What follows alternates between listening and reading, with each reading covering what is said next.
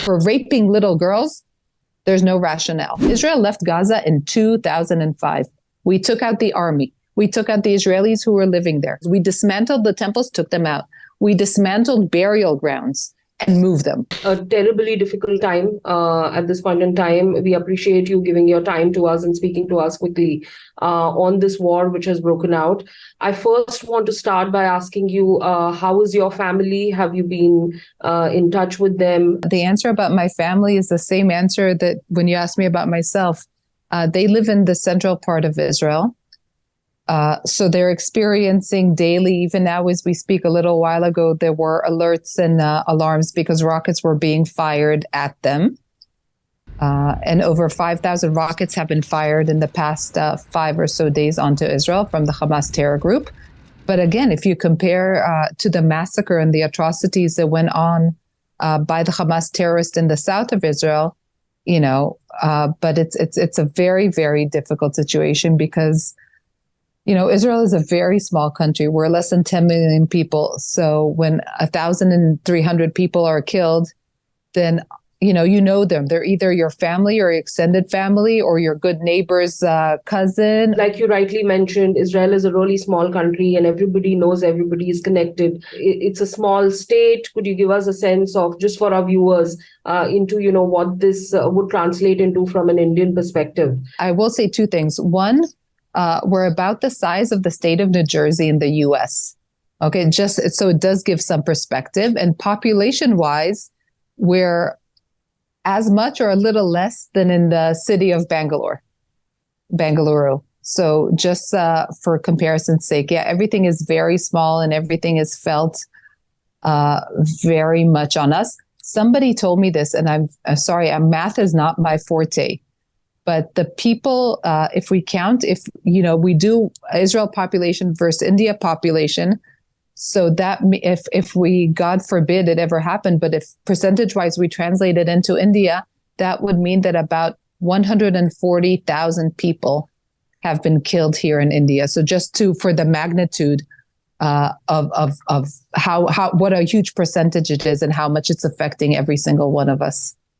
Thank you so much for putting that into perspective for our viewers. I wanted to check with you, what is the sense at this point in time in Israel, especially with civilians? But can I just give a brief background of what has happened since Saturday, October 7, and we'll go from there because it explains it a little bit. On October 7th, which is a Saturday, very early morning in Israel, it was about 6 a.m. in Israel, over 1,000 terrorists who belong to the Hamas terror organization, that, by the way, is an internationally recognized terror organization for quite a few years. And they infiltrated Israel from Gaza by land, by air, by sea, but even underground, because through these terror tunnels or attack tunnels that they have built going from Gaza into cities or towns and villages in the south of Israel. So as I said, over 1,000 terrorists who came armed with rockets, with mortars, with grenades, with automatic weapons, with guns as well, with knives. They came in and basically massacred, tortured, lit people on fire and killed them, killed entire families. This is our holy day. So they killed entire families who were on their way to synagogue, which is the Jewish temple. We now, heard from CNN yesterday that 40 babies were decapitated or burned alive. So this is the horror that this terror organization did on Saturday. As I said, they've killed so far 1,300 people, injured 3,300 people, and took dozens of hostages, kidnapped dozens of people back with them into the Gaza Strip. And people, it means a 6-month-old baby, 3, 4, and 5-year-old girls and boys, young women, elderly women, Holocaust survivor, and unarmed people. And we see the horrors that they're committing, the barbaric crimes against humanity that they're committing. And we see it because they are posting it online in an attempt to dehumanize us, in an attempt in some evil, messed up way in their minds to show something, I don't know what. So the situation in Israel, sorry, this was your question, is very bad. We're at war. War means stress, and war means being scared, and war means children not going to school and people not going to work. And as I said, they're still shooting rockets into Israel. They shot 5,000 rockets. They're shooting more. So that means that people are getting notifications on their mobile phones, on the radio, on TV. Go to the shelter now. All our houses, all our apartment buildings are built because we've been experiencing terror for years, are built with shelters. So we have public shelter, we have apartment shelters, we have house shelters, we have in hospitals, we have shelters. In universities where many Indian students study, we have special shelter areas in universities. So you get a message on your phone, and my friends and family who are in central Israel are getting those 5, 6, 7 times a day. You just referred to the hostages which were taken. What is the operation like? Has Israel been able to recover and bring back any of the hostages, any percentages at that point in time? Can you share any information around that with us? Yeah, the numbers that I've heard from official, unofficial sources, but that's why I didn't say a number initially. I said dozens, because it's going up to 150. One place also said 170. And even though I feel that I myself and anybody who's speaking about this war has to tell the truth, has to say what is going on the ground, I didn't want to say a number and then have somebody come and tell me it was only 140 and not 150. But it doesn't matter. Even if there are 5 children who are being tortured and brutalized, as the two of us are speaking, I think that's horrific and horrendous enough, and goes to show that this terrorist organization, these terrorists, they're not people. They not like you and me. And, every day I think I saw the worst thing in my life ever. And then something else comes up and another news. And I don't know how to deal. No, regrettably, at the moment, no hostage has been found, freed, or been able to be rescued. Israel is concentrating at the moment at the known infrastructure site of the Hamas terror organizations, where they have their launchers for their rockets, where they're storing their rockets, where they're storing their automatic weapons and other weapon systems. They get lots of funding from the Iranian regime. Again, not the people, the Iranian regime, who, like the Hamas, has been saying for years that their goal is to destroy Israel. The Hamas also took the money that was given to Gaza for humanitarian reasons, for UNRWA schools, for hospitals, for the people. They took that money and they didn't invest in a proper health system, an education system, in kindergartens for children. All the money that they took, all the building supplies, by the way, that came into Gaza, what have they done? They've built bunkers for themselves. They've built these attack tunnels, quite a few of them, over 20 we've neutralized in the past, but obviously, as we saw horribly on Saturday, they still had more. This is an organization, and this is the point I'm trying to make. Our war is against a terror organization that's similar to ISIS and the awful things they've done.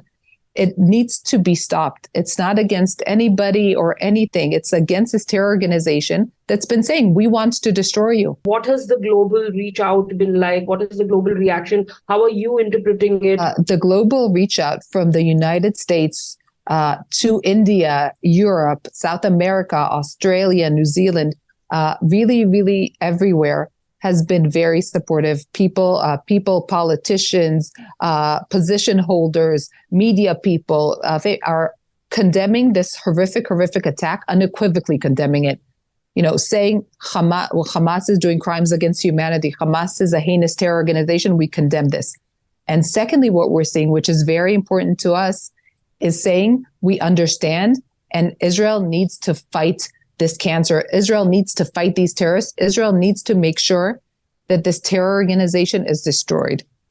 But the issue is we need to make sure that this understanding, this support continues. Because war against terror organization, and we've seen it in India, we've seen it with the US and with Western forces, it's not something that's over in 24 hours or 48 or 72. To destroy a terror organization, even when it's on your borders and not halfway across the world, it takes time. And and we need to make sure that people understand that we will destroy this terror organization. Prime Minister Modi being one of the first stating that India stands with Israel at this point in time. And of course, how are you viewing the statements coming in politically from the Congress Working Party, which did condemn the attack on Israel, but said that they do, of course, recognize Palestinians' right for self-regulation and land. So how are you viewing the political situation and these two statements coming in from India? One, Israelis love India. We have lots of cooperation, as I said, in agriculture and high tech and different fields, but so many Israelis come and visit India and try to stay here as long as they possibly can. So these messages of support that we're getting, of understanding that we're getting, are very, very important. We're trying to stay strong. We'll be resilient. We'll overcome this and we'll beat Hamas. But getting the support, especially from a country and from a people that we love so much, like in India, is really warming and reassuring. And I see also lots of, people on social media from Israel. Every time they get a message from India, they're like, Jai Ho, Jai Israel. Jai Hind, they're very, very receptive to this, and it's very much appreciated, because when you're in a time of crisis, you need to know that your friends are thinking about you and remember you and support you. Between the governments, it's very, very good. Our prime minister had a call with Prime Minister Modi Tuesday, where they were updated and talking. We're speaking every day to the embassy of India in Israel, and we're being in touch with each other. I don't want to get into this political party or that political party, but I just want to say, sometimes when there is a massacre in a terror organization, deal with this first. This is the burning house. This is the horrible issue happening. And definitely there's always a time to discuss, self-identification, etc. But one, I want to be very clear. Israel left Gaza. This is not the Palestinian Authority. This is Gaza. The Hamas is in Gaza. Israel left Gaza in 2005. We took out the army. We took out the Israelis who were living there. We dismantled, I said, synagogues are, Jewish temples. We dismantled the temples, took them out.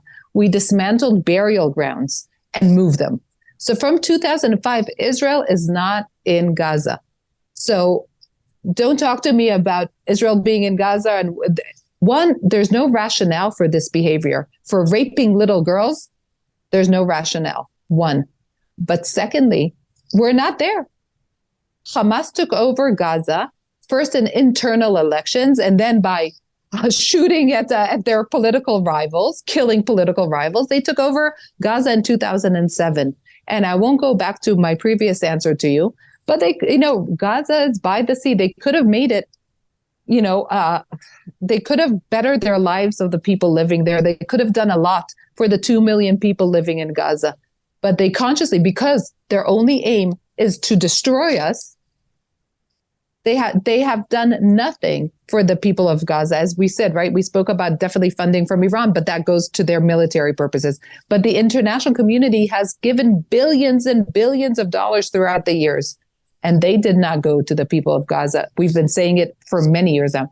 They're going to fund Hamas and their one and only goal. My last question, of course, is on Operation Ajay, what India has termed as Operation Ajay. 18,000 Indians reside in Israel, and they are being evacuated as we speak. Can you give us any information about the Indians residing in Israel at this point in time? Yeah, as we said, we have many students in Israel, many people from the high-tech world, from the diamond industry, and we also have many of our care workers, by the way. We're talking about the elderly being kidnapped back into Gaza and tortured, but many of the people who help us take care of our elderly in hospitals, in old age homes, and sometimes in their own houses are the, nurses and other medical caregivers from India who come.